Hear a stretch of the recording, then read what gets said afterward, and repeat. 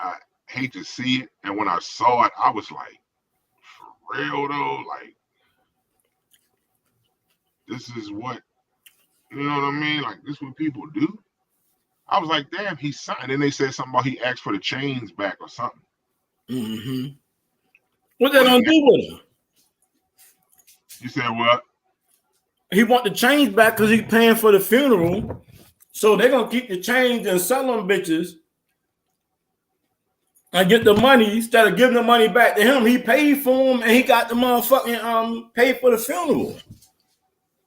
Facts. It only makes sense to do it, but you know how people are these days.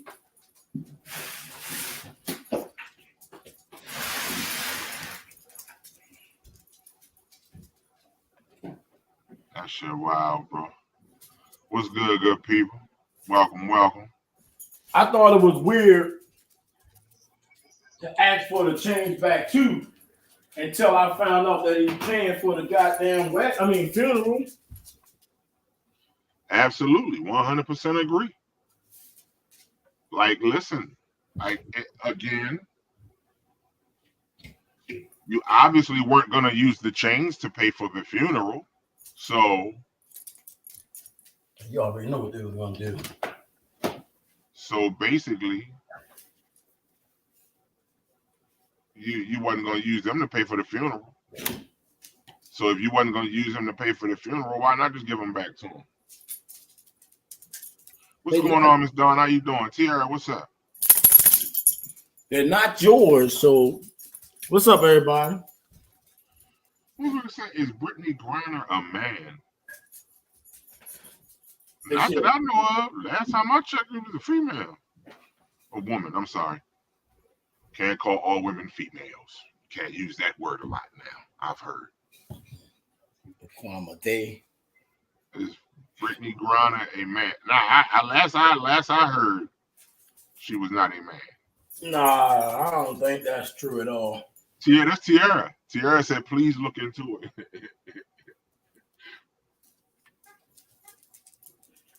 But welcome back.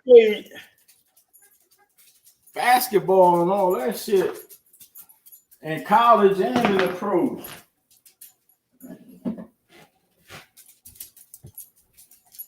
Yeah.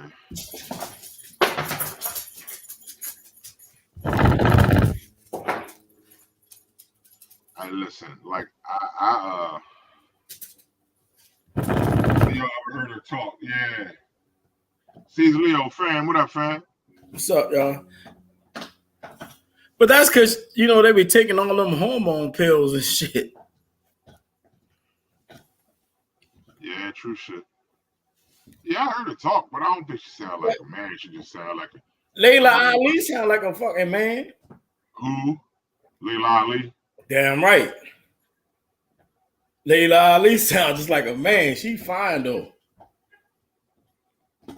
Tiara said there's pictures of her topless and they don't get flagged. She might be due. She do this. Yeah, crazy.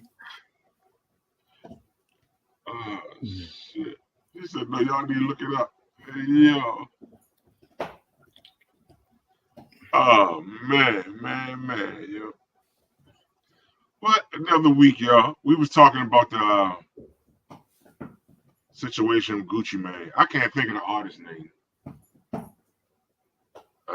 Young Burr, Young Dirt, Young something. Young Burr, Young. I don't know. Like, these dudes be having some names. He one of them young. He young somebody. He was young somebody or little somebody. Bitch be old or tall as a bitch. Big Scar. Thank you. Big Scar. Yo, how did he die? Did he die of natural causes?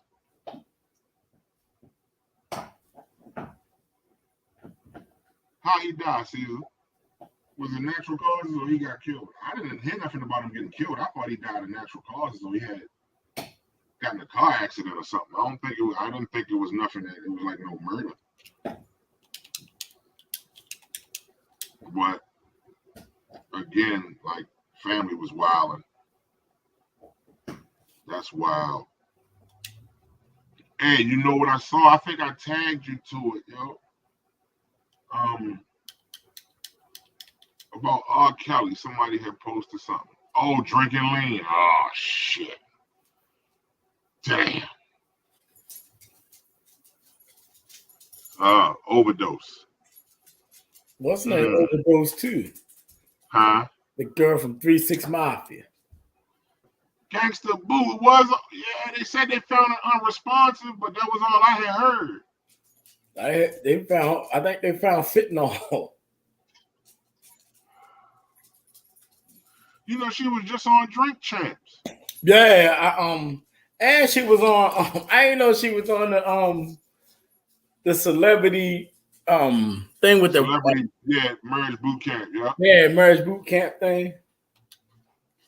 They kicked her ass off after 2 weeks because they found some type of white substance her husband had, but she went off on that bitch, said it wasn't her.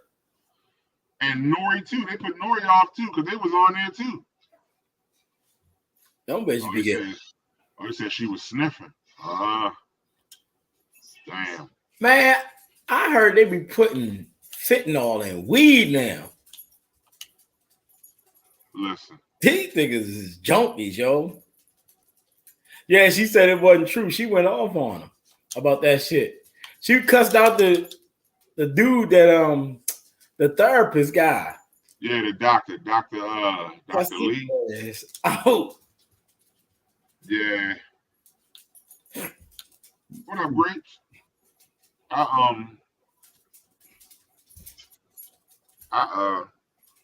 saw it. I watched it. I listened to it while I was driving and shit. Cause you know that's what I be doing, listening to the podcast. But like just listening to her talk, yo, and like I didn't realize that she was that young when Tear the Club Up came out, yo. She was only like 15, 16 years old when that joint came out. Yeah. I was like, that's crazy. They try to say she had meth. That's what it was, yeah. Not when she was at the celebrity boot camp joint, yeah. Boot camp thing. It was meth. What's good with you, Grapes? No, Happy New Year. Yeah, what up, Grape? Happy New Year, bro. They say that her ass when she died though, they said that I believe they said that they found fentanyl in her system, but they think they make like it was fentanyl on the weed. But I listened to it the day of it, so you know how shit is getting thrown out there, you know. So I ain't get a chance to look back. I wasn't feeling good. Which is why I'm not mad at going to the dispensary at all. Yeah, man. Everybody be like, no, you just need to have a good listen. What if that connect shady? Now it's different if a motherfucker growing it at home. I'm trying to figure out what make a motherfucker want to put some fentanyl in weed though. Like, but it might not be in the weed, it might be in whatever they spray on it. Because a lot of these motherfuckers spray shit on the weed. That's murder, right? Could be considered murder, absolutely. I mean, just think about it, because I know a whole bunch of motherfucking dudes, right? Some old heads from Annapolis that I've been knowing my whole life. That been dope heads my whole life. And they had a steady high going all the time. And then next thing I know, I find out the motherfucker OD and they got fentanyl in the dope. I'm thinking to myself, like, I don't think that dude would ask for no fentanyl.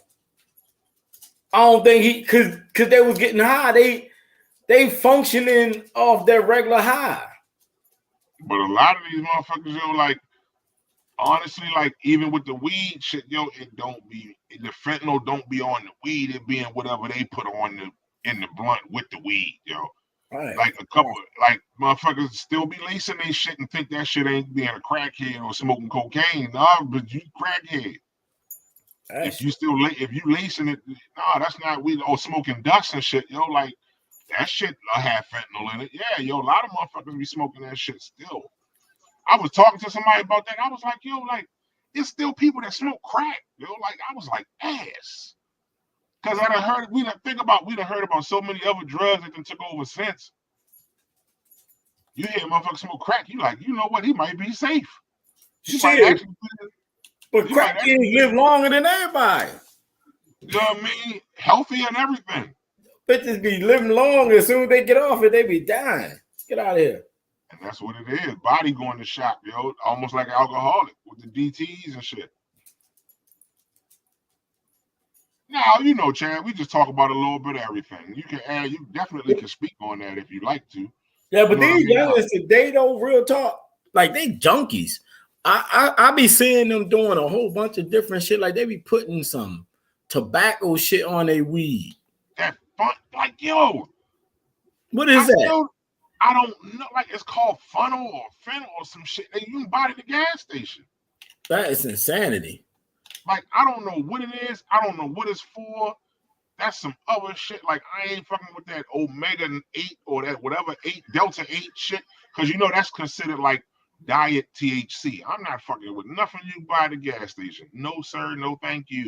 You see, when I used to sell weed back in the day, and we got the weed from the Jamaicans, and that shit had everybody fried. And you ain't had to keep smoking that shit over and over and over and over. That shit had us fried. It wasn't 20 minutes later, you wasn't smoking again. You was smoking another hour and a half later, fried. Now I see these motherfuckers just keep rolling up and rolling up. I'm like, oh. That's because they be having 37 motherfuckers smoking. Nah, it'd be 2. We said 2. Junkies, yo. These niggas junkies, yo. Like, man, I figure like I can like 4 hours. Exactly. Like if I smoke at like 8 in the morning, I ain't smoking again probably till like 1, 2 o'clock. I told you what they told me when I did that drug training. The dude said that they have no studies of the long-term effect of the loud, but what they think it is of why they smoke so much is the chemicals in the weed and the chemicals in your brain. So they getting high because of that awful smell of it. They're getting high, but they ain't getting a natural high. So that's, I don't know. I mean, but like I said, they don't have any long-term. Ever since motherfuckers been smoking loud, it's been a lot of dumbass kids being born. Motherfucker, I'm serious. Motherfuckers be having some dumbass kids, yo. Y'all better leave that weed alone if you plan on getting pregnant. Kids be going through all type of emotional distress and everything. Going through everything. Nowadays, you never know what they smoking. Did y'all hear about how they was? Yeah, yo, they were doing that shit a little bit everywhere too. But I did hear about when they was doing that in DC. That's insane. But like, yo, you'd be surprised. Like, listen. See, to me, that's murder, yo. Like, I ain't mean cut you off, but that's murder. If they spread it on their own shit, yeah. Oh, they spread. Nah, see that.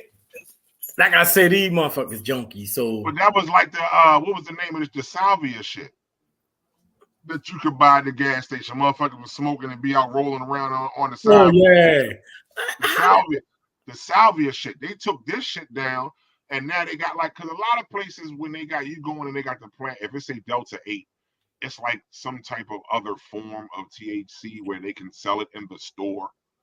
Yeah. You know what I mean? But like, I'm good on that. Fuck that. I'll keep going. I'll keep selling out and going to the dispensary. I supported the inner city marijuana trade for years. Now you gotta ask yourself this: how did that shit? You know how that shit was making people flip out and had them losing their damn mind. How did that shit even get in our stores? How did that shit even get for sale? You know what I'm saying? How the fuck did you put that shit in a store to sell when because a motherfucker is gonna buy it? Yeah, exactly. But this is the world we live in now. If that same shit gets sold on the street, that drug dealer gets a murder charge. That's my point. Yeah, I definitely. How did that shit even get in the store? That shit insanity. FDA, absolutely.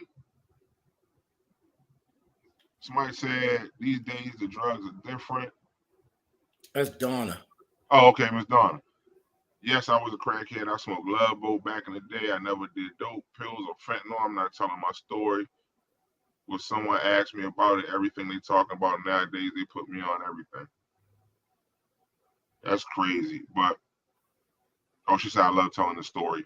Yeah, but see, that's what I'm saying. Like, all right, like she said, she was getting high for a long time, but these was functioning addicts. Like, I can't say his name, but he's an older guy, one of the most respectable people you're gonna ever meet. But he's he was doing dope. He was living down 20, and he just died not too long ago. And like I said, this was a good dude, and he been doing this shit for years.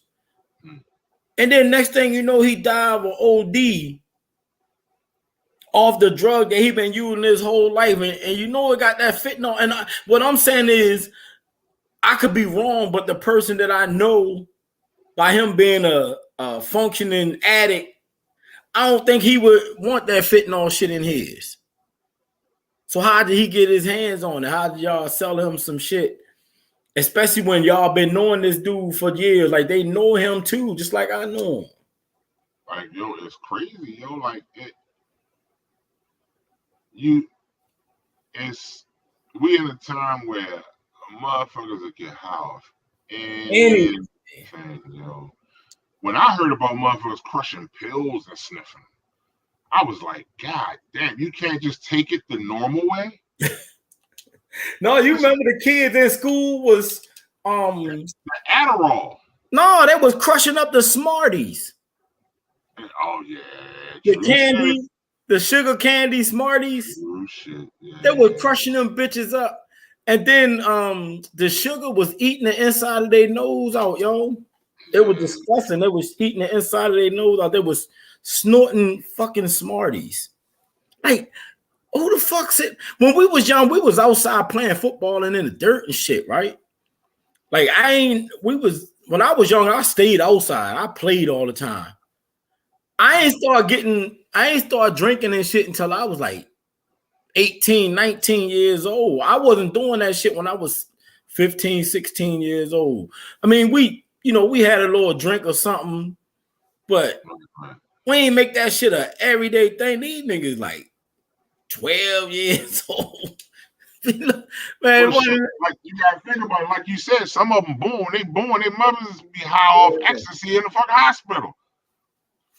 Taking, you know what I mean? So, it's like that kind of shit pass on. And I mean, or the mothers, even still the mothers, they get high and breastfeed.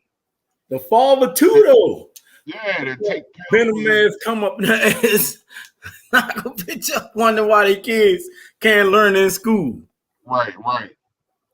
And then the school take the kid and say, okay, we'll give them this medication. You give them that medication the whole time. That's the fucking problem. It's too much goddamn medication in their system. I never seen the first time I ever seen that when I was working with the kids, bro. I went home and cried like a baby.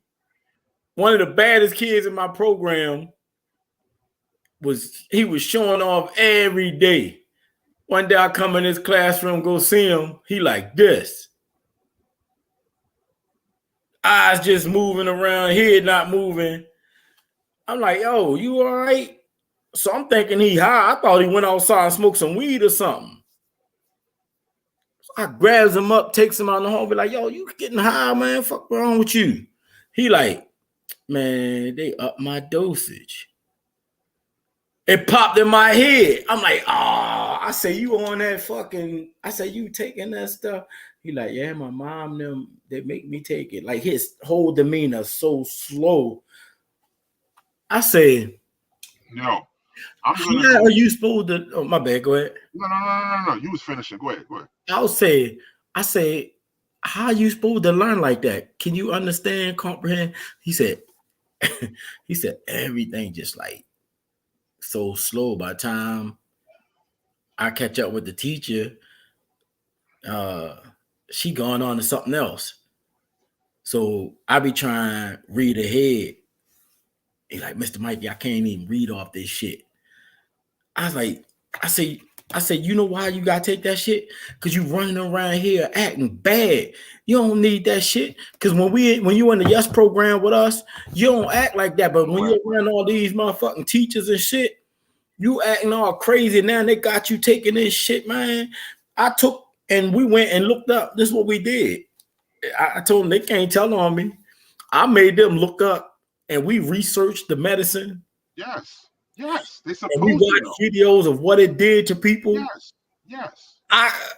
Some of them niggas stopped taking that shit. It was like, I said, yo, don't tell me nothing else. They would put that shit underneath their tongue and spitting that shit out. Some of the teachers started having to make them open their mouth and everything.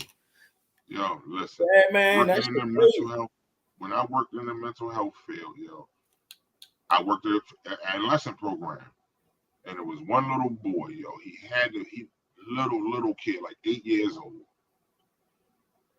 One of the medications he had to take was Thoracin to slow down his brain activity. Everything. Now, this the crazy part. He was supposed to come to the after school program, and the nurse there would give him his medication. His mom was supposed to send it. So that morning, his mother rushing out gives him his medication, like lets him take it before she goes to work. Don't say nothing to the stepfather. The stepfather, before he leaves, gives him another dose. By the time Shorty gets to us, yo, he's slobbering. We don't know what's wrong. People crying and shit. They like, what's wrong with him? What's wrong with him? Like, so we have to call an ambulance, yo. And they was like, yo, he was given double the amount that he was supposed to have. And the crazy part about it is we only figured it out because when it was time for him to get his medication, he didn't have it in his backpack. That shit break my heart just hearing it because I know how they be on one dose, yo. That shit hurt my heart, yo. So that shit. So I gotta find it, yo. I would listen to a talk show joint. It was on the radio.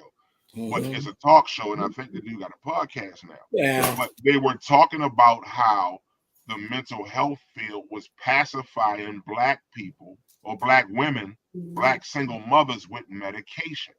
Yeah. Basically saying, just give this to your child, and because a lot of these mothers are single mothers, they got to keep leaving work to go to the school. They're getting tired of doing that, so they say you don't want to have to do that. Give them this. But like one thing I learned about with these medications, Joe, especially with these mood stabilizers and shit, a lot of these medications you have to have blood work for. And brain work. Yeah, because they have to make sure that you're not getting too much. You know what I mean? And a lot of times our people can't afford the time to do that. And these offices don't offer that. You know what I mean? And then they have them taking these kids to psychiatrists and psychologists and shit. And I honestly, yo, and this is my belief, the education system purposely makes sure that there's a cultural break between the educators and the students so that they can force Black kids on medication, yo. Like, I really honestly believe that, yo. Because think about it. A lot of times, the kids, the teachers that be having the bad kids be teachers that don't look nothing like them. They don't. A lot of time it be the Caucasian teachers that can't talk to the Black children. Now, every now and then you'll have them few, but you'll have that one teacher that's been in the school system forever, so she just know what it is, and she hip.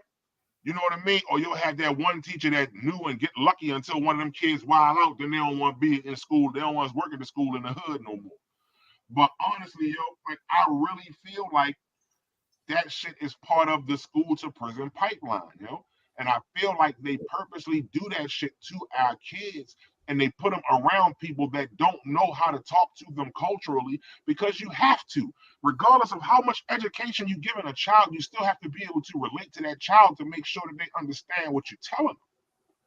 And if you have our children in these schools, in these systems that aren't set up to help them from the dribble,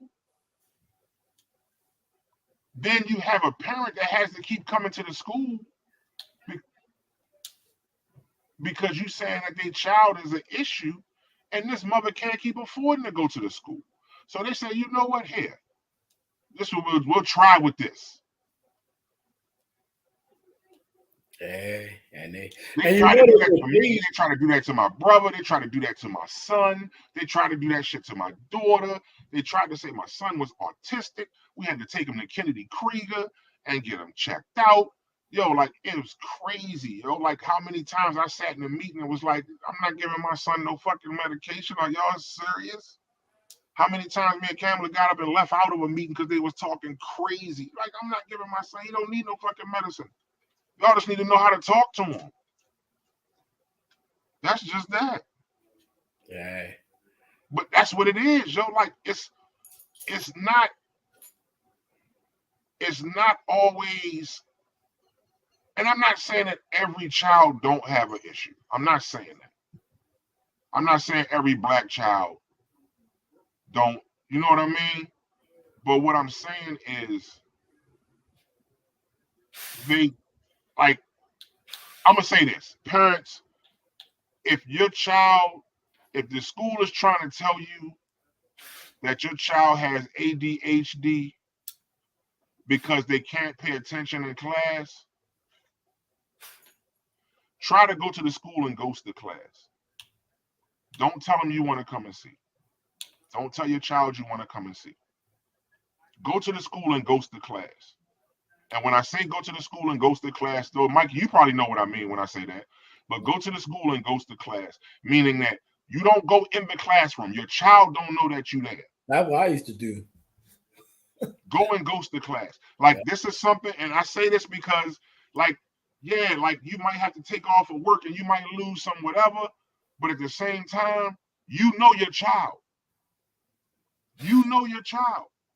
So if you know that your child has an issue with paying attention, then it shouldn't be an argument when the school notices it. And that bit also, that shit not a like they put kids in special ed, but that shit not a learning disorder.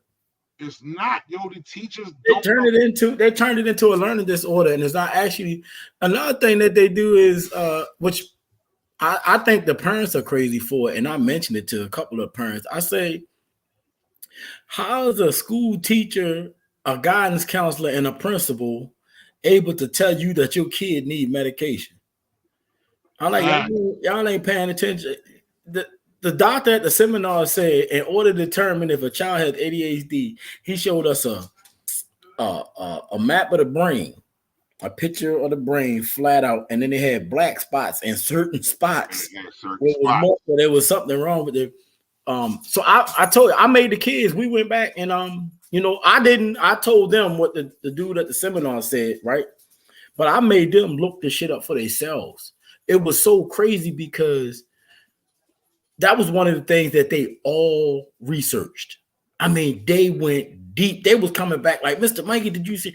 I said, yeah, but I ain't finished. Like, no, I watched the whole thing. And because I always tell them, I say, even though you're getting information, you can't just look at one person's information. You got to look at different people's stuff. You know what I mean? Different doctors. And I gave them the shit. Bro, when they came back, they was like, yeah, man. And then this, and then I say, it's good that y'all learned that, but y'all got to make sure y'all keep it cool. And you got to learn, because we learned about how they wanted to know why the school system let them do it. And I was like, well, I forgot what they call it. But the schools gives more money when they have those people in their schools that can give you the medication. Yes. So the school give more money, but they don't spend the money on what they're supposed to spend it on. They didn't filter this shit out too. They filter the shit into other programs. Yeah, and it's supposed to be for the kids. Also, the thing that they like I said, with the parents. A lot of parents are saying yes because they also get more money on their welfare checks and shit and food stamps. Social Security, disability, all that. Yeah, you get all that shit. So you basically, when the parents came in, I just kept on saying to them, I said,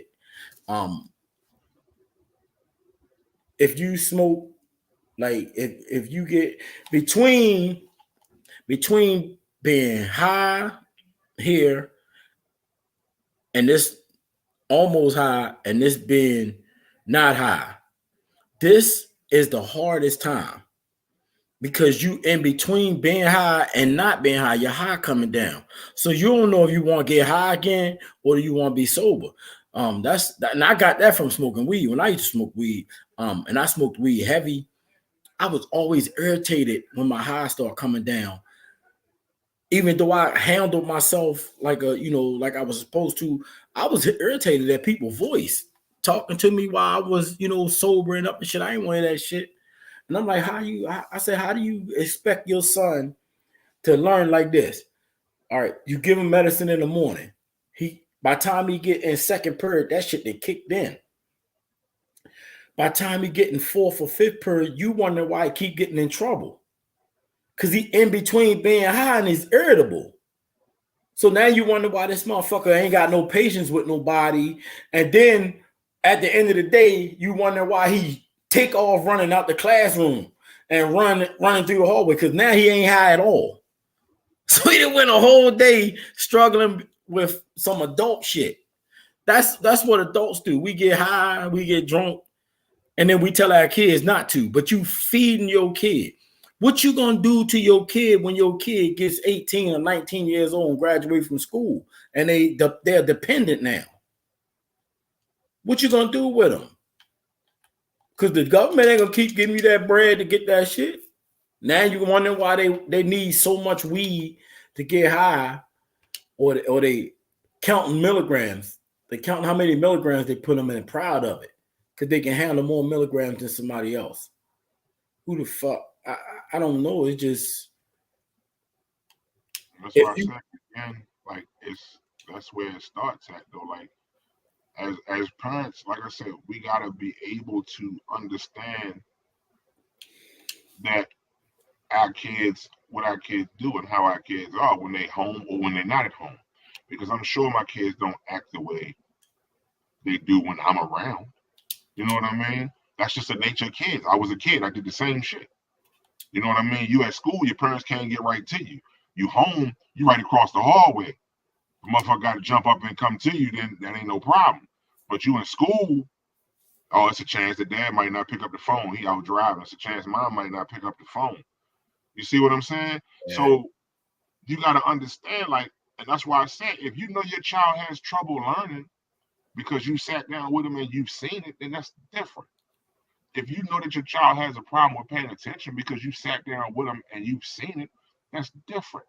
But like people, if your child comes home and your child acts like a normal 5 to 12-year-old, which means a lot of times they're going to have energy. A lot of times they're going to be wild. They're going to be running. A lot of times they're going to be doing little dumb shit that they ain't supposed to be doing because that's what kids do. And we let people tell us that our kids have a problem. Is something wrong with a child being a child?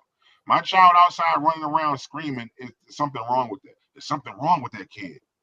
That don't make sense. He shouldn't be screaming like that. He shouldn't be screaming outside on the playground with 50 other kids running around having fun. If I'm an athlete, my girl an athlete, and then my son come out and he out here running around wilding, that's hereditary and that's in his genes. Like they try to tell me that Mike needed that shit. And I was like, well, what's the problem? It was like, he just don't keep still in class. I said, well, I don't have that problem when I'm at home. Cause I be sitting down. I was sitting down with him, helping him with his homework. I said, I don't have those problems at home. So I pulled Mike's ass up. I'm like, first off, the first thing I said was, why do y'all think that is the cure-all? And why am I just finding out about this? Like, if you was worrying about his well-being, you should have been told me. Well, we was just trying to listen. One thing ain't gonna happen is y'all ain't gonna put him on no medicine If you have to take medicine, I'm gonna take them to another school. Simple and plain. Facts. We're gonna get that out the way. Facts. I'm gonna talk to my son. We're gonna work on some things. Boom. And that's what we did. We started working with Mike more at home on learning. Mike doesn't have no disorders or none of that shit. Mike in the army now. You know what I mean? Y'all sitting up there saying this dude got this problem, that problem. When I took him home and was ready to whip his ass, it seemed like all that shit that they said that they had to deal with was gone. I never went back down to school again for him. This was when he was in like the 3rd or 4th grade. My son graduated from school. I don't even recall Mike ever getting a detention or referral because I was active. The one time I went down there for my daughter one time. If she did anything else, her mother just didn't tell me. But I watched a lot of parents brush me off, telling me that these people are more experienced than what they're doing for their kids. And I'm like, yeah, that may be true. But all I'm asking you is I'm not giving you any diagnosis. I'm not telling you anything. All I'm asking you is look at your child's face when they get high and tell me that you're expecting them to learn at that level. That's all I'm asking you to do. I ain't saying take my advice on nothing. All you got to do is notice that he slumped down like this. Come on, man. Come on, man. Like, why would you give your child medication that you don't like? Yo, Kamala will tell you, yo. Like, I'll be like, what is it? Like, nah, yo, and I work at a pharmacy. Man, you crazy. Listen, yo, like, I'm not putting no medicine in my child, and I don't know what it is, what the side effects are, what it's for. And that shit usually, if my kid take medicine, it's a fucking antibiotic. Of course, Booger now because she diabetic, she taking medicine, but other than that, nah. But you a lot of people, because go ahead, my bad. I'm just saying, even with that, like she getting better now to the point where they keep decreasing her shit. So that's good. You know what I mean? But like, yo, I think this is what it is, and this is just my opinion. I think we're so happy by the time we're being seen by somebody, yeah, we'll just take anything that they say and be like, all right, the doctor said, so this must be what it is. Yo, when I went the last time, they tried to give me some medication, yo, I read the side effect of it. Said this shit was, because I take metformin. But they were saying I had to take another medication with it. Right. I read the side effect and it said this pill will frequently drop your glucose level below 60. So it's I'm like, yo, I drive for a living. Right. Like, I can't take this shit and be out on the road and my shit dropping. I ain't got no fucking candy or nothing. Man. Like, yo, and that's why I said, like,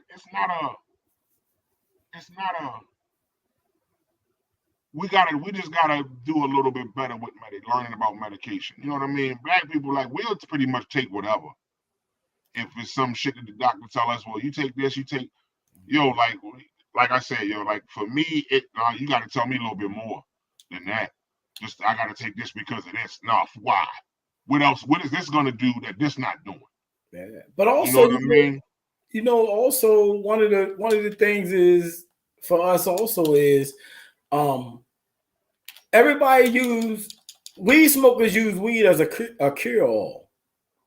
So if you're gonna use that shit and you think it's okay for you just to keep walking around all day long, no job, no doing nothing, and you getting high as a bitch, you think it's okay for your motherfucking kids to do that shit.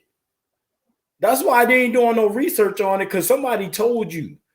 If you using motherfucking any drug and you consistently depend on it, you trust in what people say. Because I ain't never, the only fucking drug I ever really put in my body and that was marijuana.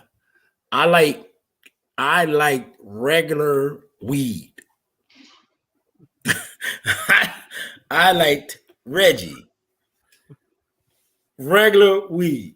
The first time I ever smoked loud, I sit there and said to myself that this is not weed. This is not a weed high. And everybody looking at me like, "Oh, you crazy." I said, "Bruh, I done smoked weed damn near my whole life. This not a regular high. I don't like this at all. I did not enjoy it." I like that, Reggie. But all I'm saying is, we tend to let everything be a cure-all for us. I mean, just think what every time something happened, black people drink ginger ale. Facts. Remember when we was young, mother would slap Vicks on your chest, and that was all the fuck you got. You didn't get no whole bunch of medication thrown in your system. But one thing we don't realize is when you drink the ginger ale, you're not supposed to drink it with the carbonation in it. You're supposed to drink it flat to activate the ginger a little bit better. You're not supposed to drink it with the carbonation in it. You could literally go buy some regular ginger, and grind that shit up and just put it in your tea. But the ginger ale, you don't have to drink ginger ale. Ginger ale make you burp. The best burp in the world is a ginger ale burp. Hey, listen, I get it. Like, I get it. I'm from that era. It's like blow your chest open. Ginger ale cure everything. Everything. Still to this day, when anybody in this house gets sick, we make sure we got lemon, tea, and a 2-liter ginger ale. Yeah, ginger ale. Facts. Like, I get it. Like, I understand completely. And that's but like that was something that we as a people had to do because we couldn't go to the doctors. We couldn't afford to go and pay for Pepto-Bismol. We couldn't afford to go and get Imodium or whatever we need to help our stomach to stop us from whatever. We couldn't go get that shit. We couldn't afford that kind of shit. So we had to come up with them home remedies that, you know what I mean? But yeah, like, you're not supposed to drink ginger ale. You ain't supposed to drink ginger ale with the carbonation in it if you're sick. You're supposed to keep opening it and closing it open and let it get flat so you can drink the ginger. Like, yeah, yo, like, but like you said, ain't nothing like that motherfucker. That would cleanse your soul. It's too, yo. Hey, yo, listen, I was in here one day. I know I had a cold or something. My nose stuffed up. I drank some ginger ale. I gave one of them good ass bursts. I was like, oh shit, I'm ready now. I'm good. Cam was like, you just said you was sick. I said, the ginger ale cured me. Like, yo, listen. I used to think weed cured me when I was sick. I used to smoke weed, I swear, because I could eat. You know how you lose your appetite and all that shit? I get high on regular weed. Depending, you can. And that shit. On the cannabinoids, it depends because you don't have to, like, literally, you don't have to smoke weed. Like, but they do have things that can be used medically. They have like tincture and all that shit can be used medically. But a lot of times people that have that, they don't use it just to get high. They use it because it helps with pain or inflammation or it helps. Man, I thought that shit could cure me from everything. I mean, it helps with a lot. Like, on it. Damn near every day they coming up with new different ways on different shit that help with it. Like, so, like, but no, is it a cure-all? Not at all. I'm not saying that at all. I would never say that. Let me ask you a question. No one medicine is a cure-all. Can you get Reggie from the goddamn dispensaries? Yeah, it's called CBD. You might want to buy some CBD. No. No. You just gotta get it. You just gotta get it with like a I'm talking about weed with seeds. Weed, everything comes from a seed. I might find somebody that got something with some seeds in it, but that shit was chronic. I don't know that you're gonna find it. Like everybody was telling when that shit first, when everybody first started smoking it, I was like, I seen motherfuckers trade free weed for some big ass bag of Reggie for some little ass bit of goddamn loud. I'm like, value. They're like, man, we can't get high off this shit. I said, how the fuck y'all can't get high off regular weed? And that's, man, Bob Marley. Come on, man. Bob Marley wasn't smoking no regular grass. He was smoking regular weed from Bob Marley. Listen, yo. Bob Marley was not smoking no They regular. was smoking regular weed from the earth, B. Like, yo, this the thing, yo. Like a lot, like people don't get a lot of these strains that's out, yo. These strains have been out for years, yo. They man Purple made. Haze, like I remember my people's talking about fucking Tie Stick. Yeah, I was little. too. That's what I'm But saying. that's not Reggie, bro. That wasn't Reggie. Oh, I know that. I know It that. might have been. Now I could say it's a regular for them because they could get to it. But that shit had steeds in the stem with it. Yeah, like I would be lying if I said, yo, we all come from them days. We that all shit started there. Absolutely. The never forget where you came from. Where you got to hold the joint up, the shoebox top up, and let the seeds roll down. Yeah. Yeah, we from that era. Well, I just seen people swearing that they cannot smoke that shit no more because it don't get them high. And a lot of them motherfuckers be popping pills and all kind of shit too, yo. Like a lot of these motherfuckers don't just smoke grass no more, yo. Yeah. A lot of these motherfuckers smoke grass to get them in between pill highs, yo. Or in between the coke high, or sniffing, because a lot of these niggas are sniffing dope. A lot of these youngins out here sniffing heroin. That's why you got a lot of these youngins out here dying from overdosing off and shit. A lot of these youngins out here sniffing heroin and cocaine and all kind of crazy shit, yo. Like, yo, like that shit, man. Like I said, working at a pharmacy, the things that you have access to research and just read. Like when you read about why people take certain shit and the side effects and this, that, whatever. That's why I was saying, yo, what I found out about Viagra. Viagra was supposed to be a heart medication. Yeah. For people with heart attacks. The side effect was you caught the hard one. That was a side effect. But shit, then they figured out how to just focus on that side effect. But then the side effect of that was you could have a heart attack. Not only that, though, another side effect that was a really bad thing was motherfuckers going blind. Because the blood comes down from your brain. Like they was asking, we learned about all this shit. They said, where do you think that extra blood comes from that goes down to you, that gets in your penis? Everybody like, where? They like, it comes down. That's why you get lightheaded. That shit busting people motherfucking vision up. So you rather have a hard dick than be able to see. If that shit ever happened to me in my life, when I get to that point, my way in. I'm done, B. Come here. I'm done. If I'm married and my wife like, listen, you can't perform, we can't rock and roll. I say, man, listen, I ain't gonna keep pumping a whole bunch of shit in me. You might well go find yourself somebody and do your thing. I ain't keep pumping that shit. I'll be goddamn. You better figure out how to work this worm in that motherfucker. Yeah. I'll be goddamn. You better figure it out. You better squeeze this motherfucker. Something. You go find whoever you want, and you and him can be happy. Shot together. What you mean? No, we doing this for life. You in here for life. That mean if it rise or if it don't. I'm gonna learn how to sew or something. I'm gonna go get a motherfucking splint and put on that. Take 2 popsicle sticks. Take them 2 popsicle sticks. You know what I mean? Don't take around that hole and just leave the head out. You gonna get this wood for real, for real. Just leave the head out. All you get is this. You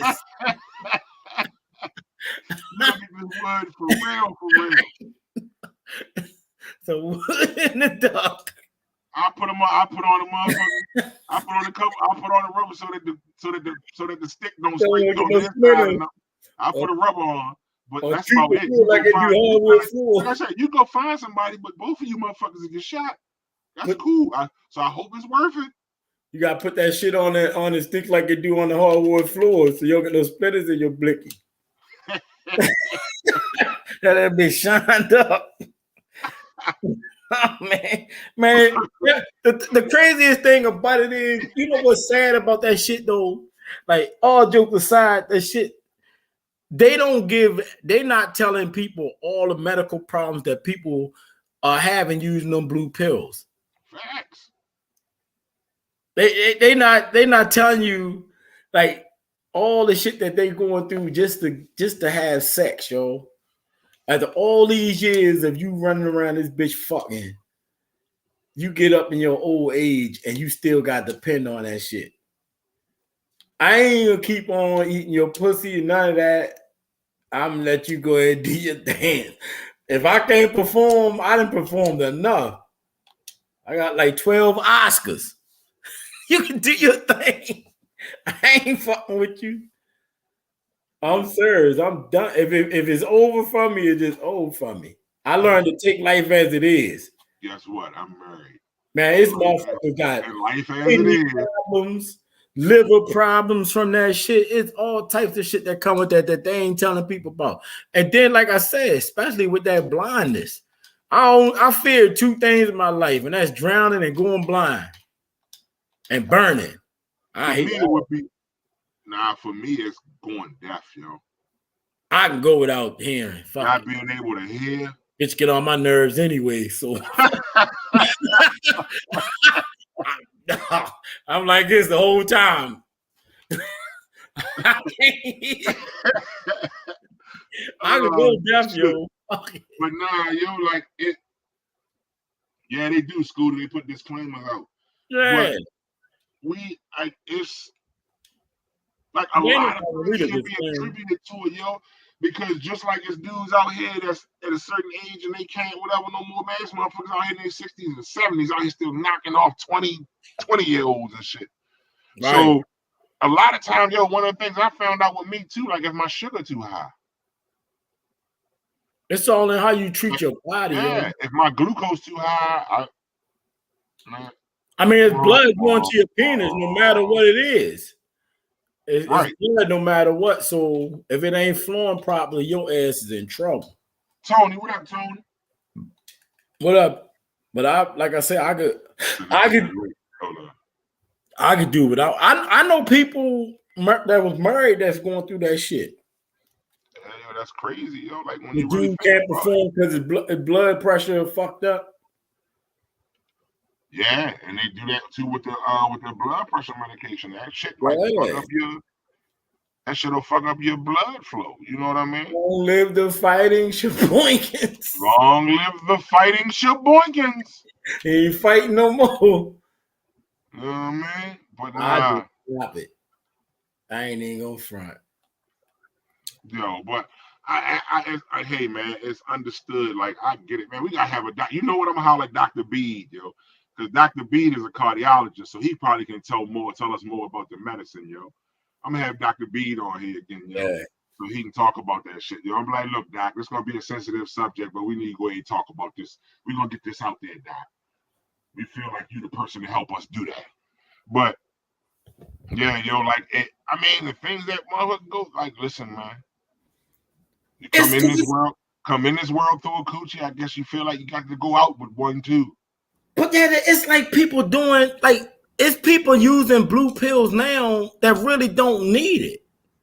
Right. It's motherfuckers that's taking like them rhinos and shit, them rhino pills and all that shit just for fun of sex. Cause when I was younger, I tried all that shit. Man, I took one of them motherfucking pills, man. My shit was hard for like 9 hours. That bitch was sore from pushing against my pants. I was like, yo, see, like this what I'm saying. Doing the sex part, it was fun, but it was so ill because you didn't want to stop beating on it. And it was like, all right. I mean, come on now. You know, you just banging, and then your shit don't get soft and you keep going and going and going and going and going and going. I'm like, all right. You know, it's been like 2 hours. You still smashing. That shit was too much for me. It was like, I guess, because like any type of drugs that I take when by me not taking aspirin and all that shit, I get the full strength of it. You know what I'm saying? Because I don't take that shit.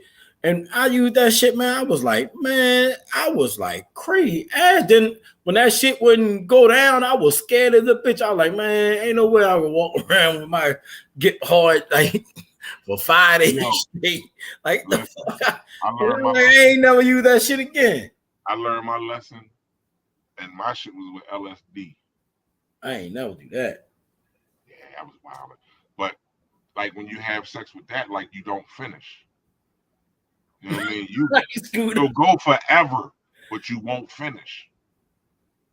But that shit have you feeling like, because you be like, yo, now I gotta. But yeah, yo, like I learned after that happened, I was like, I'm done with this shit. Never again. Yeah. I'm good. But I had motherfuckers try and give me that shit to try it. I never took an E pill. I never took an E pill. Motherfucker told me, he said, look, he like this. He said, man, like, if you put your hand right here, like the hairs on his arms was standing up by me where I'm past that. So I'm clowning. I'm like, shit, your hairs and you getting goosebumps by me. That means dude can fuck you in your ass if you ain't got no ass shot lined up. He like shit. He like, Mike, you make jokes out of everything, yo. No.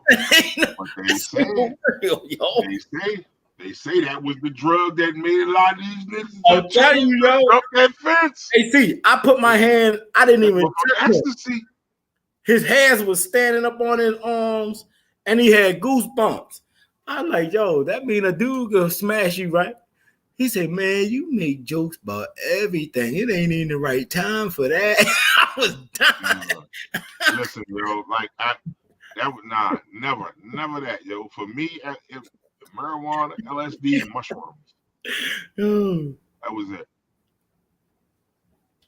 Now weed sex always was, oh my God. It was like I was humping out of space somewhere. You know what I mean? That'd be the shit, but nah. I'm trying to tell you, I did that shit, yo. I was like, yo, I can't believe I was like, yeah, I'm done. I can't fuck with this shit no more, yo. I was like, yo, because that was weird. That was a weird ass feeling. You know what I mean? Yeah. And that was the good thing for me, that the reason why I ain't do it, because not mainly just because I ain't fuck with them drugs like that, but when the people offered it to me, I watched them take it and I watched their demeanor change. And I said to myself, like, all right, we was young. You know what I mean? We out on the block, we all hustling. How can you be a hustler out here in the street with all these motherfuckers running around here trying to rob your ass, might kill your ass, and the police running around? That's why I couldn't see how people kept smoking PCP. Because I was like, we hustlers. Ain't no way you can run from the police with that shit in you. I ain't with that shit. That shit give you monster energy though too. I watched a chick fight like 7 police officers. I was in California. She was high off some motherfucking angel dust. Oh yeah. And she squared up with like 6 or 7 and was cleaning they shit. Yeah, I seen her off that shit. Off that shit. I seen a nigga swim in a puddle of water. And like when we was young, we used to swim down Trustin Park in the dirty water. The nigga jumped off the pier and thought he was gonna drown. This is when we were little boys. He jumped off the pier, thought he was gonna drown. And we were like, Mikey, save me, help me. That motherfucker, we like, stand up. He stands up. He like, oh, we tripping. About 20 years later, 15, 20 years later, he's smoking PCP and started swimming in a puddle of water like he was drowning. And he said the same exact word, Joe. Like he literally was reenacting something that happened many years ago. And when I say he was in the water, he's in a puddle in the street, stroking. And his arms were scraping the street, his chin was hitting the concrete, and he was stroking, trying to save his own life. I said, now that's some crazy. The only thing I can do is look at him like, yo, that's some crazy shit. I love him dearly, but I couldn't get him up because every time you try to get him up, he'd be ready to choke your ass out or something. Yo, we had when I worked at the, like I said, when I worked for the company, I worked for the mental health company. It was a young dude in there, yo, said he had smoked so much PCP, he smoked away 400 memory lines in his brain. Ass. I never even heard no shit like that. When he told me that, I went and looked, I said, yo, how much was you smoking? He was like, nigga, how much wasn't I smoking? Yeah. I was like, yo, like that. He said, yo, since I was 11. He said, 11 years old, my cousins and them was smoking that shit and let me smoke with them. And I've been on that shit ever since. He like, I don't care if it's on a cigarette, if it's in a joint. I ain't give a fuck. I was just trying to get. He said, yo. He said one day he got pissed off and threw some of it away because he was too high to get high off it right then and there. He wanted to smoke it right then and there. He said, I threw that shit away. He said, and the next day, my peoples was telling me about it or whatever. And he said he started wilding. He said that's when he had to go. He said he went and checked himself in the rehab. And then when he checked in the rehab, that's when he started having the hallucinations and all of that shit. So then they sent him to the mental health facility. But yeah, yo, he said from 11, and he was only 30. So from 11 until he was in his mid-20s, he smoked PCP until he went to rehab. And then they sent him to the mental health. Like he had to beg, he begged them to put him somewhere where he couldn't leave. Yeah, that shit bad. I watched a lot. I wouldn't even sell that shit no more after I seen the effects of it. I seen my peoples stay high. I was with my homeboy, right? God rest his soul. I was hanging with my homeboy every day. That nigga ain't even smoked that day. He was so high off the PCP from the night before that he told me that he kept telling me all day long that he just got back from the Bahamas. This God's honest truth. He kept saying the water was so blue, man. You should have been with me. And then I'm so disappointed because I don't know why I left you. I'm sitting there listening to him, hanging with him all day. It's like 100 degrees outside. And I'm watching over him because I know he fucked up. Shit. My nigga was so gone off that shit. He swore he was gone. I know motherfuckers swore they was in the Gulf War, ain't never leaving Naples, Maryland. That shit wild, bro. Like, and when you look at the effect they have, yo, like even now, yo, like look at how many people we lost, yo, that used to smoke. They wasn't even smoking it when they died. Yeah. But they used to smoke it heavy because that shit enlarges your heart. You know what I mean? I just wonder what the fuck. Like that should make your heart valves weak. Fuck that shit. Because you constantly smoking it, it keep you boom, boom, boom, boom, boom, boom. It keep your heart boom, boom, boom, boom, boom, boom, boom. You know what I mean? Yeah. Yeah, I mean, and yeah, like you put that shit in dead bodies. But the thing that's crazy to me is I did it before and it made me see demons, yo. Like I went the fuck off. And the dude told me, he said, you ain't see demons. He said, you seen the worst than you. Cause he said, don't use this shit no more because you out here doing all this bullshit out here in the streets, always in some violent shit. And he said that shit gonna make you kill somebody or you gonna kill yourself.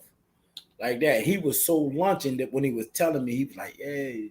Somebody told me that about the LSD, one of my homeboys. Hey, man, like, crazy. You ain't seeing hallucinations. He like, that shit that's in your mind already. He's like, that's all you seeing. He's like, that shit now is more prevalent now. You can see it now because you on this shit. I was like, that's crazy, yo. Like, I couldn't stand the smell of that shit. Like, I didn't like when motherfuckers would start smoking that shit, I'd be like, yep, let me go ahead and walk away. But the craziest thing about that shit, yo, like I seen people use it and abuse it and don't act the same way other people act. That's why when I realized what dude told me was true. Because later on in life, like I got homeboys that's all they ever did. And they would lay back and just chill. Like you do off the weed, like you know how we get a weed high and you just kick back and you chilling. Mm-hmm. I seen them smoke the sherm, blow their mind out, and they just chill. Then somebody else that's right there that's always acting a dumbass fool anyway.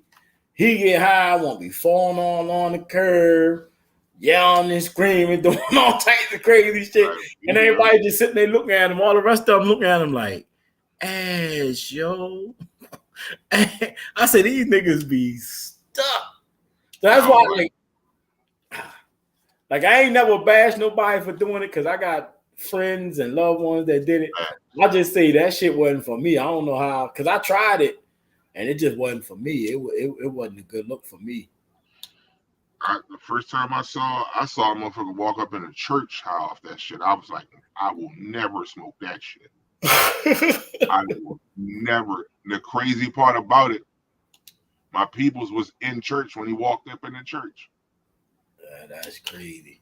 I seen a motherfucker. I ain't actually seen him break him, but I seen a motherfucker with broke handcuffs on from breaking handcuffs.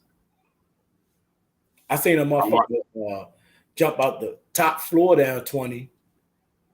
And I mean, you know, that ain't that high, but he was a grown ass man. He was an athlete. That bitch jumped out the window, said he could, like he was Spider-Man on some Spider-Man shit. We were little boys.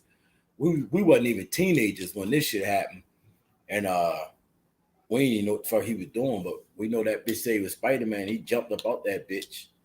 Yeah, I watched some motherfucker fight a Bush and get his ass whooped. How off that?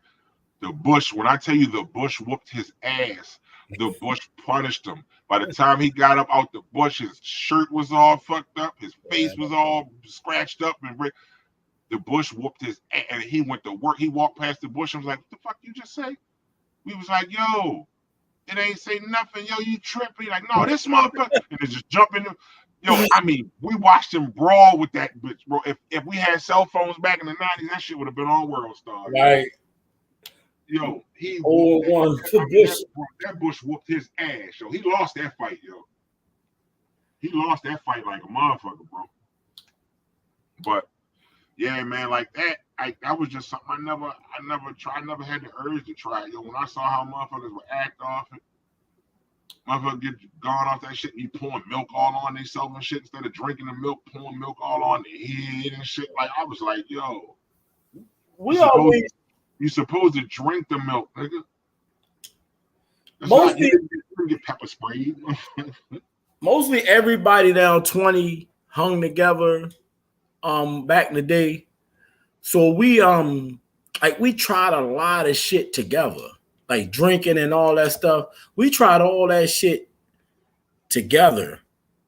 Some people was doing it, you know, a little bit earlier, but for the most part, everybody was on that, you know, let's just try it type shit. Right. Absolutely. Which is normal between that age of like 13 and 17, so the middle school to high school years. Some people got stuck on that shit, and others just like me, it just wasn't for me. But it was like we tried a lot of stuff. Like I don't know how it was in other neighborhoods, but we always met up. Once we started, you know, clicking up back 20 and up 20, we always met up in mass groups.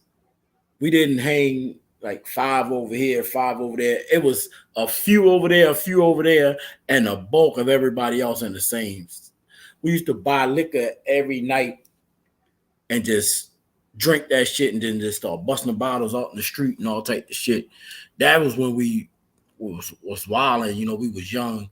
And then we just started, you know, then the weed came into play. Some people was already smoking weed. Some people wasn't. And motherfuckers like, just try it. So we tried it. And then we, you know, it was cool. Then some people like, you know, we all tried the PCP. So like I say, some people kept it rolling. Some people didn't. But for the most part, most of my experiences like with stuff like that was always with people from 20, because like I said, I don't know how everybody else rolled, but when I say we was tight, we was super tight. We was around each other all the time. We played basketball together. We did every fucking thing together. And if we played together, we was in the area. Like if there was a big ass dice game over there and you wasn't shooting dice, you was right here with the music playing. You know what I mean? Because we always kept a radio outside. I kept a radio. So, you know, that was some of the good things and bad things about being in the Spotlight 20 because you were always together. And sometimes it was a good time to say no. We watched some people that really didn't want to try it, and we was like, just don't try it. They like, I ain't gonna fuck with it. The next thing you know, by them being around it so much, they did it. You know what I mean? Mm-hmm.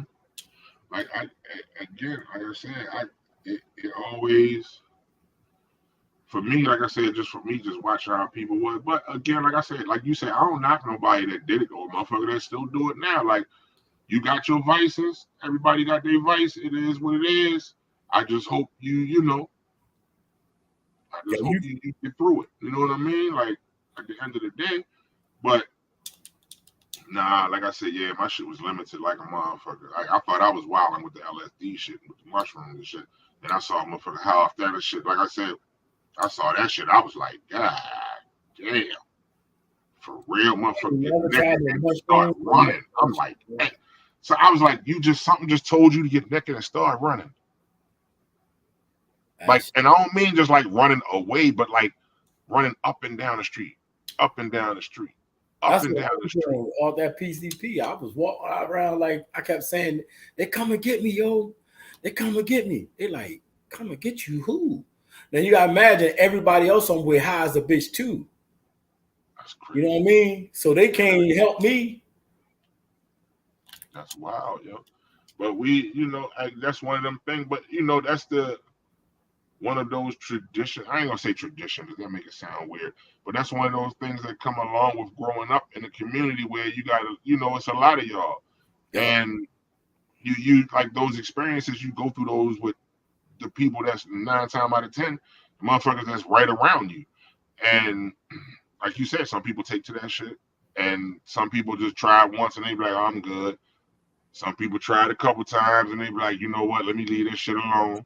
But some people just can't shake it. But that's the same thing with the pills, same thing with cocaine, with all of that shit. You know what I mean? It's very rarely a motherfucker does that, starts off doing that just by themselves. Like, I'm just gonna get me some crack. Fuck it.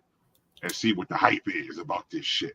A lot of times that shit start because they with somebody else that's doing it. You know what mostly got people on that shit from my experience, when somebody talked about how they had sex with it. When somebody talked about how they had sex off of that drug, it was always because I remember I ever had sex high was like, it was almost like the first time I ever had sex as a virgin. I was taken somewhere else. Like I was totally somewhere else where though it was amazing. Like for real, it was way. I mean, cause you gotta think about it. By then, you done been humping around a little bit. You know what I mean? We was young, but we was still doing that thing.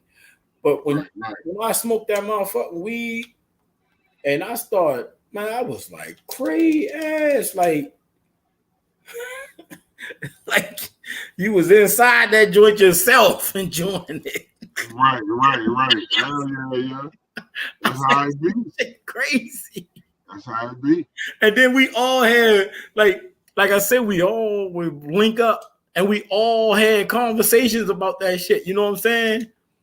It's all like, oh yeah, man. I was like, and that's how other people sitting around like, man, I'm gonna try that shit. Right. Let me go ahead and fuck with that, bro. Hey, go ahead and put that up with me. Who's that shit? Splash. Reese say he never smoked weed or PCP.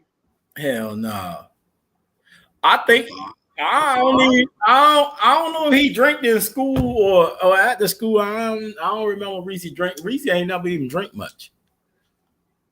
Nothing wrong with that at all.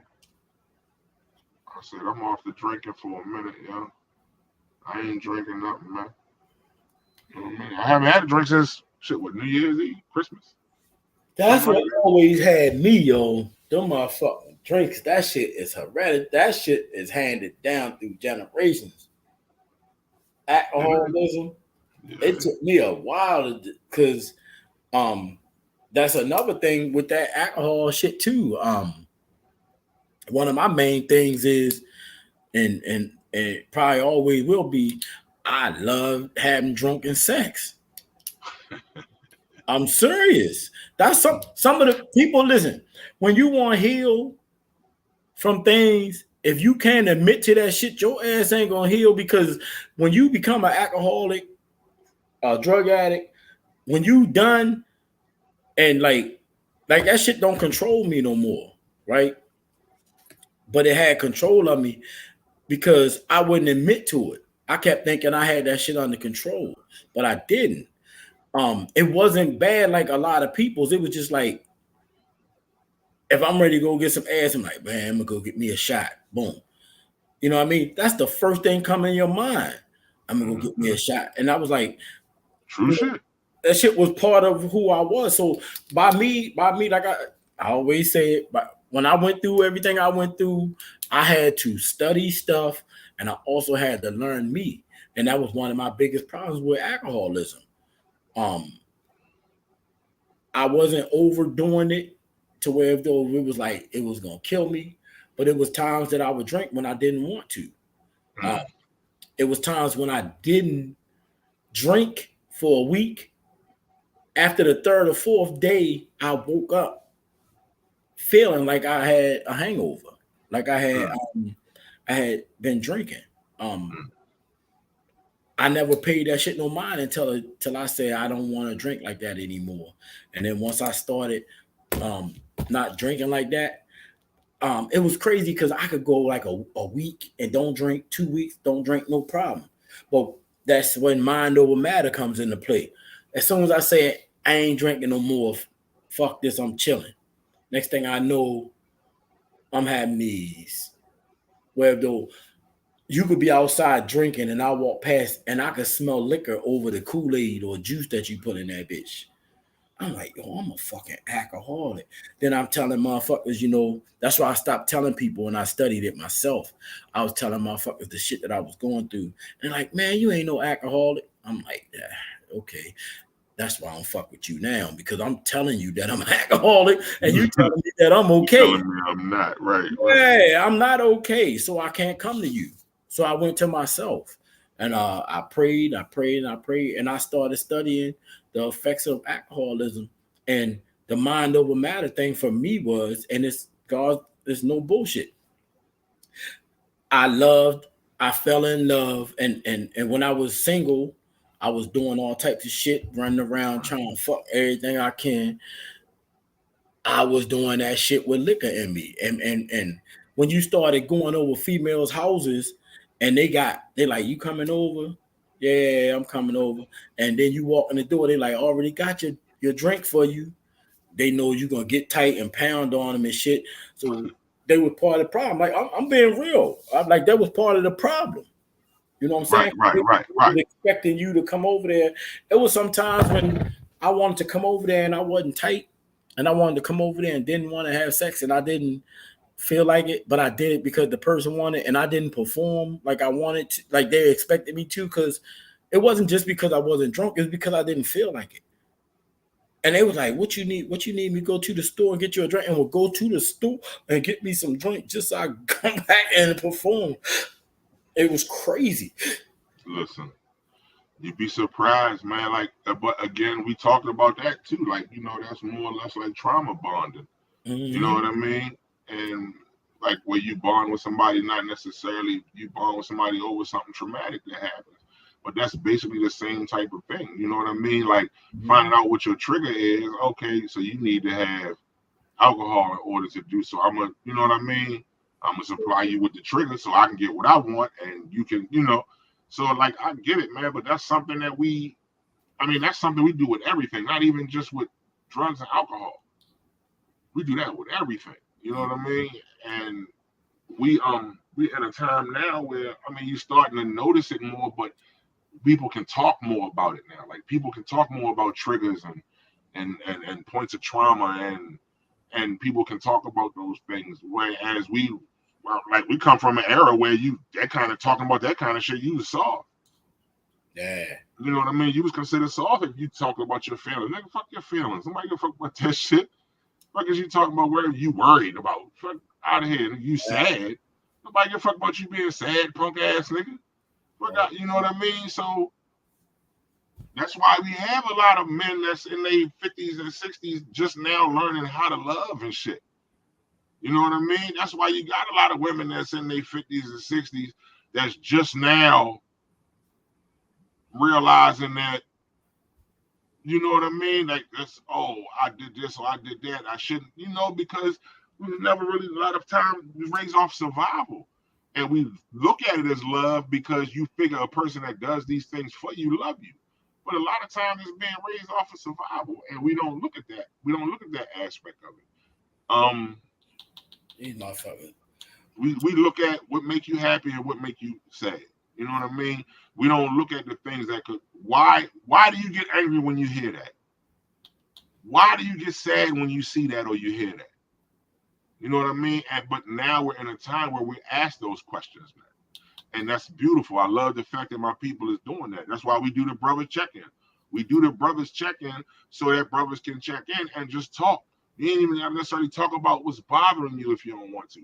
But you can just at least talk, and you can find out and ask the questions you need to ask for yourself and find out what you need to find out for yourself. Or you can hit motherfuckers up, because my messenger always open. Mike, you always say his is too. If you feel like you whatever, you just need to rap. You know what I mean? I would much rather talk to you for an hour and a half, 2 hours, rather than hear about you hurt yourself. Because you didn't have nobody to talk to. I don't know how people got. That's the reason why I'm an open book with my shit. Because the only way I could heal was to get it off my chest. Because I'm one of them dudes that could walk around and smile in front of everybody, and then go home and punch a hole in the fucking wall, break my damn wrist or something. I'm not gonna keep on punching no holes, no walls, then gotta fix it, then paint the motherfucker, then gotta go to the hospital, get your hand fixed, all type of shit. I had to learn the hard way. And then as I got through what I wanted to, I was more ashamed to let people know what I was going through than anything. So that's what kept me in it so long. A lot of people that's going through depression right now because they are ashamed of letting people know that they're weak, that they in a weak state. You're not weak. You're in a weak state, but how you get through it is what defines you as a person. So after I've been through that, I lost everything. I thought I lost everything, but I didn't lose nothing. I gained more of a perspective of being a man. I learned how to be a man because I got through it by myself. So I hate to say it, but it's true. People say that everybody needs somebody. I'm gonna be honest with you. I just want people. I want to be around people. I want to love people. I want people to love me. But I don't need none of that. I swear to God, because I was in the lowest stage of my life, and there was nobody around. And as I prayed and I cried and I prayed and I cried, I never cried that much in my life. After I got out that shit, I got soft. And I think that's the best thing ever happened to me. I was reading poems by people. They say that, you cry more because your soul melting. Everybody always like, I got an iceberg around my heart. And you cool with that. I'm not cool with that shit. I'm not cool with being cold like that. Because when I was like that, I did some horrible things to people. So I don't care if you look at me like sometimes if I used to talk about my dad and I would bust out crying, talking to people. I don't care if you say, Mikey looks soft. Who cares what I look to you? Put me in the trenches. I'm in the corner. I'm gonna come out there, bitch. After what I've been through, it ain't nothing nobody can put me through that because you can't do it to me. Ain't nothing you could do to me to make me want to go back to that again. And everything happened to me. bills. I lost my girl. I lost my household. I lost my vehicles. I lost my job. I was living all over the place. I was putting my body in all these different places. There's nothing nobody can do to me, and ain't nobody helped me get out that situation. My friends that like motherfucker like Tony, the type of motherfucker that will take you out, pay you for everything with you, and he know you going through something and will never ask you what the fuck wrong with you. He gonna wait till you tell him. Or he'll be like, keep your head up, Prez. You know what I mean? He never pressured you to do nothing. You know, it was, I had KIR members around me, and that's what, you know, I was like, everybody ain't all bad. When you sitting in that place, you start making people bad. You start thinking everybody against you. You start thinking the world against you. Nah. But when you gonna look in the mirror and say, what part did you play into your own sadness? I played a role into my own sadness. I played a role into my own downfall. That's why I say I don't need nobody to help me get out of that shit no more, because I found out what to do. Everybody like, who do I turn to when I'm at my lowest point? You turn to yourself. You turn to God. God installed that shit in you. Only thing you could do to another person is tell them. And hopefully, because the words they got, they words can't fix you, because you ain't tell them the whole story. Facts. You told them your part. You ain't tell them how you fucked up and you messed this up. You ain't tell them that you was cheating and your relationship got fucked up because you was cheating. Or sometimes you don't even get caught cheating and fuck your relationship up because your girl sensing that you're doing a whole bunch of nonsense, or your boyfriend, the same thing. One of our biggest problems is we never want to be responsible for our fucked up behavior. We don't even want to admit that we're fucked up people. See, me, I can tell everybody out there I'm fucked up, and I was fucked up, but I ain't as fucked up as you because I worked on my shit. So a motherfucker be like, oh, you think you better than me? I am. I worked on some shit about me that made me a better person than you. I might not seem like that to you, but after all the shit that I did, all the shit that I've been through and all the shit I did to people, I am better because at least I worked on it. At least I ain't the same dude.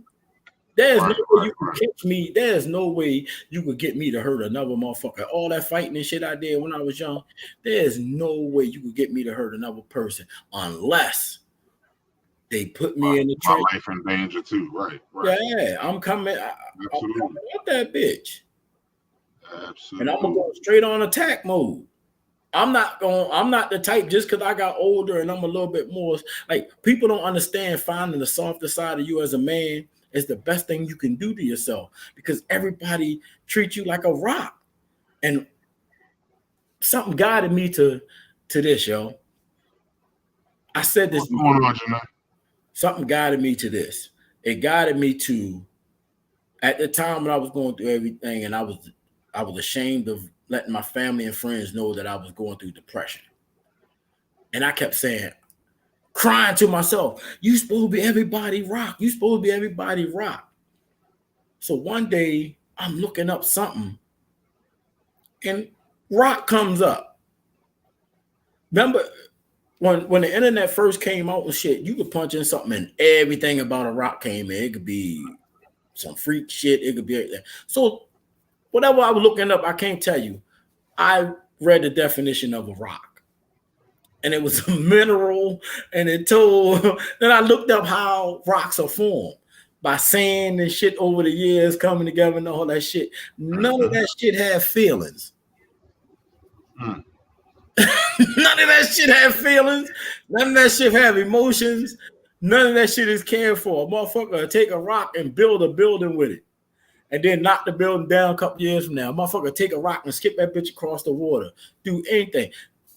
Have no love and care for a rock unless that bitch a diamond. Or have some type of high value. I'm not a rock. I'm a human being. I'm a grown-ass man. I'm not a rock. I'm not my kid's rock. I'm not everybody's rock. I'm just a human being, but I'm willing to look at myself in the mirror and say, Mikey, that's fucked up what you did. You need to fix it. A lot of people won't talk, won't fix this, won't do that. Get the fuck out of here. Only thing guaranteed in this life is your ass gonna die. And the only thing that's consistent is change. So you gotta change. You gotta do better if you want to be better.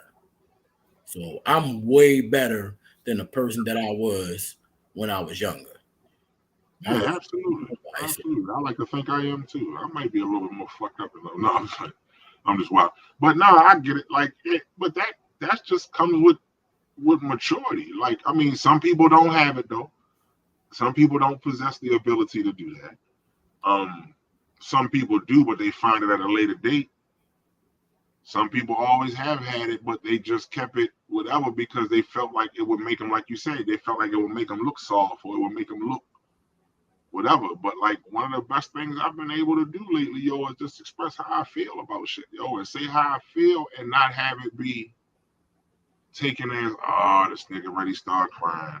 Oh, this nigga ready start, you know what I mean? Like, and just talking to people, yo, and like I said, like I've been working on being, you know, listening and being objective. Well, listening to understand as opposed to listening to just talk and go on in the conversation, but to make sure I'm really taking in what I'm hearing. You know what I mean? And at this point, that's pretty much all we can do, especially when it comes to how we deal with people and how we deal with our feelings. Like, you gotta, at some point, like you said, at some point, it's gonna get to a point where you just like, yo, I gotta do something better. You know what I mean? And that's something that we hope, like we said, we hope it comes with just growing up as an adult.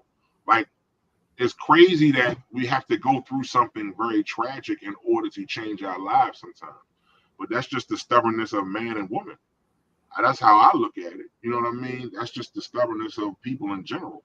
Like, you don't believe shit, like they say, you don't believe shit stink till you smell it. Yeah, because all the signs are right there for you. You was built with everything. Right. When life going good, you don't want it. You too deaf to hear shit. And another thing that I learned, when those dudes that and people that say, like you just said, people saying oh Lord, this nigga ready to start crying, I instantly stopped hanging around them. Those were the first people that I stopped hanging around, because you don't know what I'm going through. So if you ain't even willing to find out what I'm going through, or you think it's that easy, man, you wouldn't believe how many people and females had basically, I was hurt, I was going through hell. Basically told me that I was weak, I was soft, because I was going. It was okay for me to go around punching people in the face. It was okay for me to be out here selling drugs, robberies, doing whatever it is that bad motherfuckers do. It was okay for me to do that, but it wasn't okay for me to be brokenhearted. It wasn't okay for me to be missing my family and all that shit. It's like, you gotta get over that shit. Females telling me this. I lost so much respect for motherfucking females when I was going through that shit, but I had to put myself back. I had to put it all back into perspective. I had to go and look at myself and say, you know what? Nothing that they say defines Mike Somerville. They say if you broke, you can't be the man of the house. Shit, I'm the man of the house. I don't give a fuck what's going on. I'm still the man of the house. I'm gonna get back on my feet and fix this shit. But if I take a loss, I took a loss. I don't give a fuck about none of that shit. I ain't defined by none of their chivalry, hold the door open for you, all that shit don't define my manhood. Because half the time when we get out the car, if you pay attention, she'll get out the car before you and start walking. If she was expecting you to hold the door for her, she wouldn't even get out the car. I'm gonna tell you who do that shit. Tiana does that shit. Tiana will sit in the motherfucking car and chill. Cause she you open the door open that door. That motherfucking Tiana wild, man. Yeah. She won't walk through a door before you. Like, if y'all walking together, T ain't gonna walk through that door. T gonna stand right there until you open that motherfucking door. Right. That's you know what I mean. Like that's not something to a person that's used to doing that type of thing. That's not a big deal. You know what I mean? But and we get caught up too many times in what labels we should have as a man or as a woman. Like you, when we put labels on people, that sets up for expectations. You know what I mean? And like I was wanting to talk about what you were saying earlier, like because I had a thought about that, about the thing about like not when you chose to express your feelings and people said you was soft or get over it or whatever. People did that because you changing your approach on certain things. It makes people uncomfortable because it's easier for them to react to pissed off Mikey. Right. You know what I mean? Mikey, like, that's expressing his feelings, like, I gotta sit here and talk to this nigga. Like, man, just go punch somebody in the face so we can get through this shit. You know what I mean? Because that's what they're used to, because they're looking at a reflection of themselves a lot of times. Like, a lot of times when a person don't want to open up, it's because of something with them. They don't feel safe opening up to people. You know what I mean? Like, that's just like a person that, like you said, you got that one person, or you got 10 friends.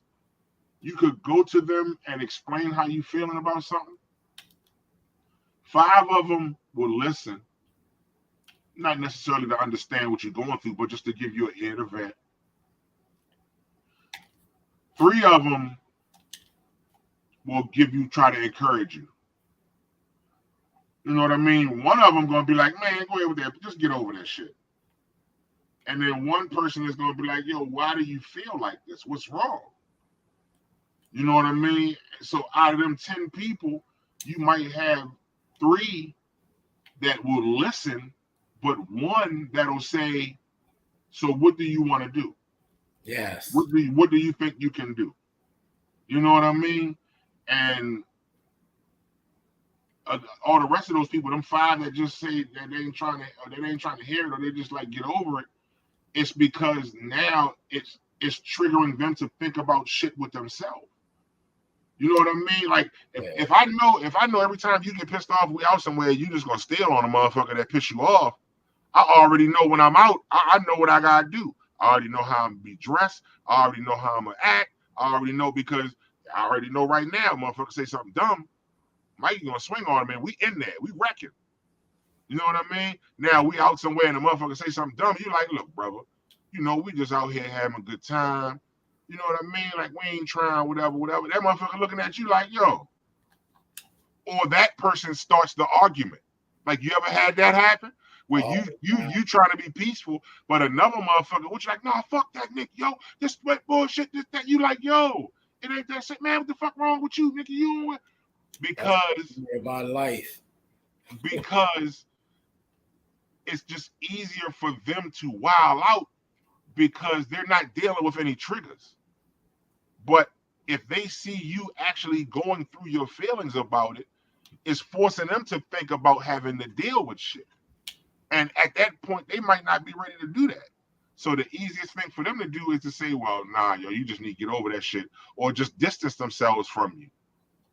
You know what I mean? But like I'm a motherfucker. Like, one thing I will say, I do not. You ain't got to cut yourself. You ain't got to distance yourself from me. If it's an issue, I have no problem cutting myself out of your life.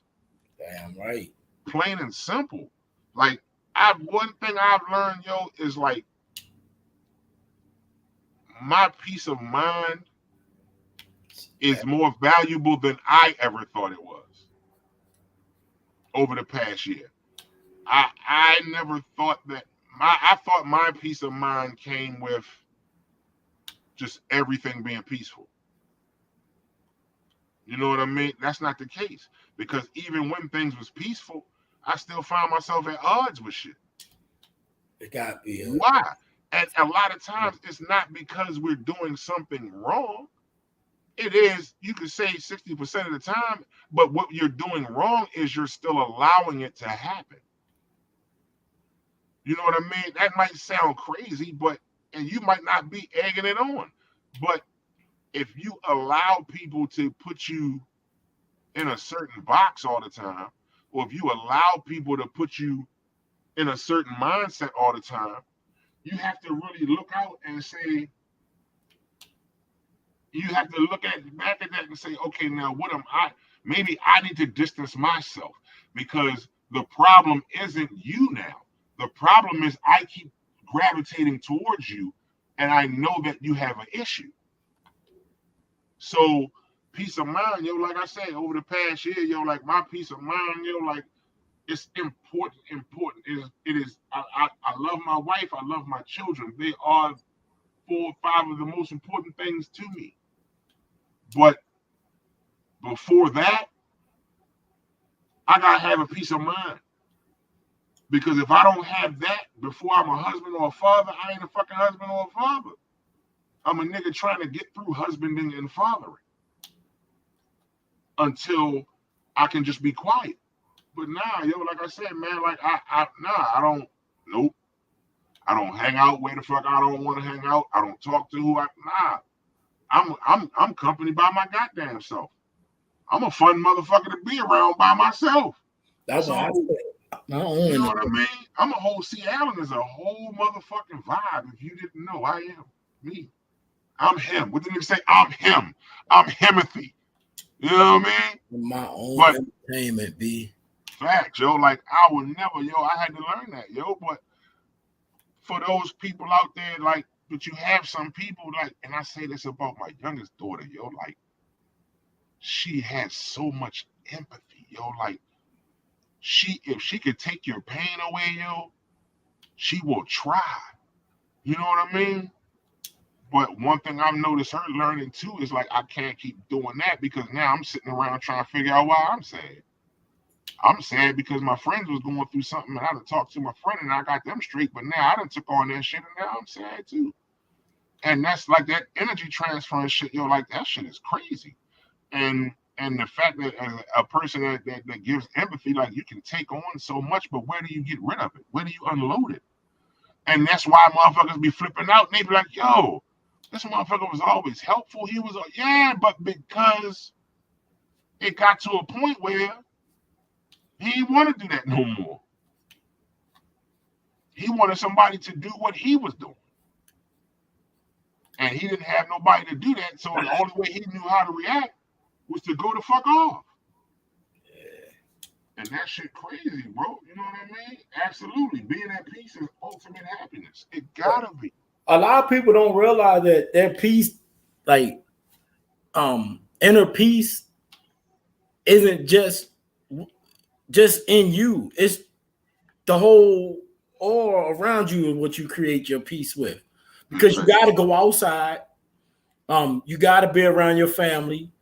I hear people always say, ain't nothing more important to me than my kids, my mother. I'm more important to myself than my kids are to me, because my kids are born here. They're here. They got make their own life now. You know what I'm saying? So I'm the most important motherfucker, because if anything happened to me, I'm gone. They're going to still have to live their lives. So I got to take care of myself and be here.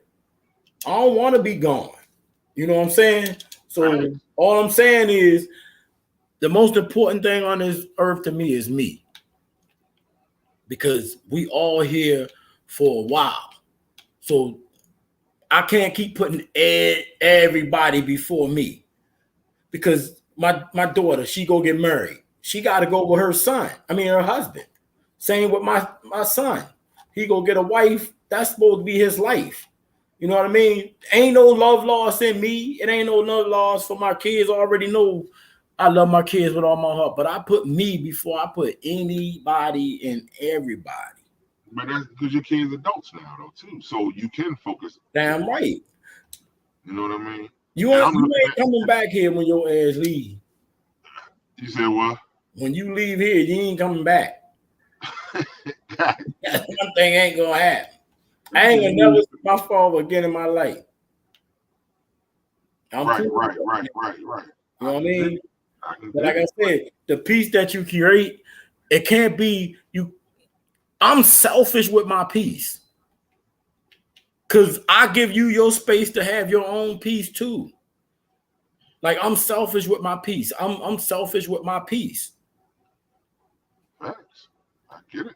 I get it and I understand because like I said, it's like happiness is a self-starting emotion. You know what I mean? Like you can't depend on people to make you happy. You can't depend on things to make you happy. And it's not even necessarily the people or things that's making you happy. It's having access to those people or things that make you happy. You know what I mean? It's not. I mean, this. And again, I'm no doctor. I need shit that make me happy though. I make like. Yeah, but this is the thing. That's the thing. But is it the actual? But so without those things, you wouldn't be happy. You see what I'm saying? Like that's what I mean. That's what I mean by it. I just got like I said. I learned a lot. You gotta have a hobby. You gotta have a hobby. Your life will drive. Shit will be so much about everybody else that one day you're gonna look in the mirror and all you're gonna think about is all I ever did was for everybody. I took care of them. I made sure that that's fine and dandy. But before you was a parent, you was Mikey. Before you was a boyfriend, you was Mikey.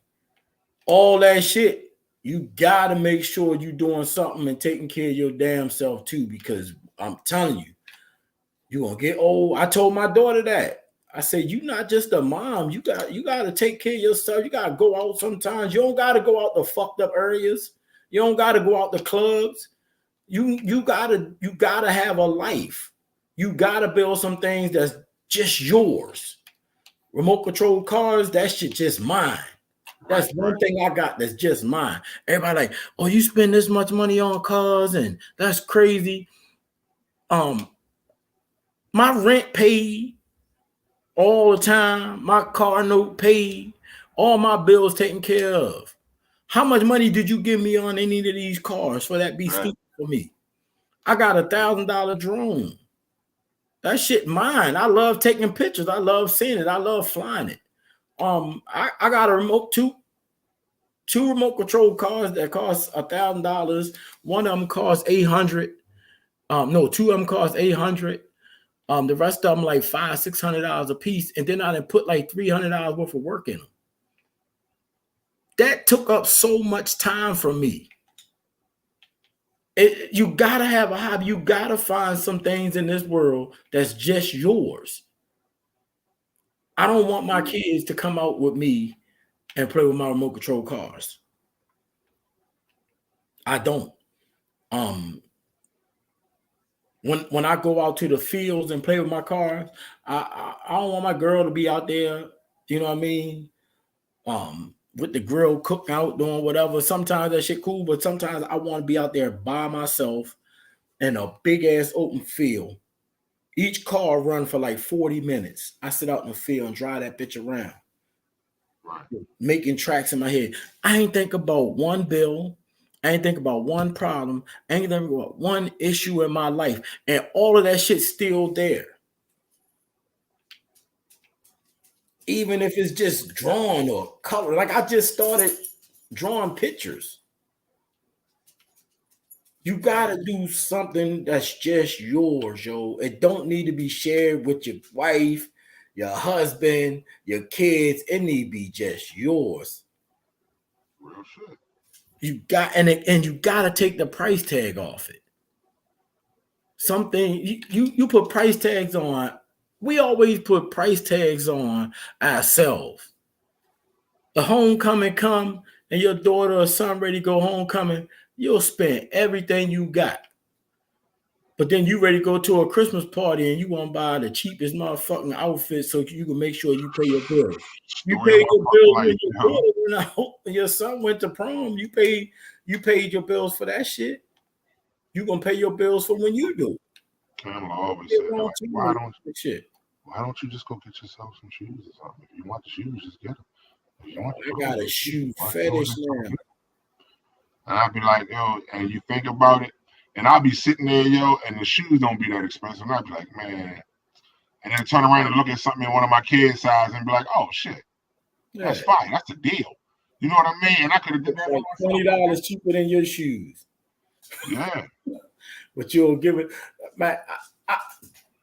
For some reason, I gotta have a hat and some shoes that match. Gotta have it. I don't know what it is. I gotta buy me some. I got shoes upstairs now that I don't even wear. I haven't worn yet because I don't have the colors to match them. But I'm gonna do something for myself. Right, right. I go on that Nike app. I be burned. I bought my grandkids some shoes. I like shit. I just like damn shoes. So I bought them. Right. I like fuck it. That's live. But But you yeah, gotta you do know, like that that. shit. We If you gotta keep saying I want some definitely- shoes, you supposed to go by yourself. You supposed to do this. You know you like shoes. So every time you get paid, put $25 aside. Don't buy the shoes at the same time.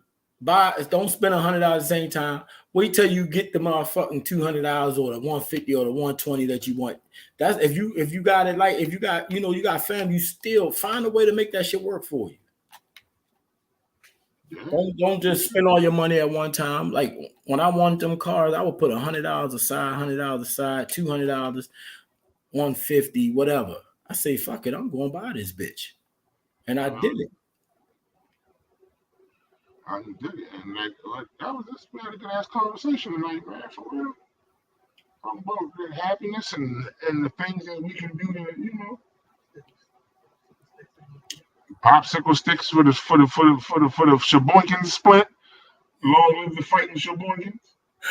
Popsicle sticks and some duct tape. You know what I mean? You don't need no fucking. We could patent that. the Sheboygan sling. Right. You don't need no pills. Right. Just use the Sheboygan sling. Like a motherfucker. Remember how they used to give you the sling for your finger? Right, right. The Sheboygan sling comes in 3 different skin tones. Get some turtle wax on that who you want to shine on.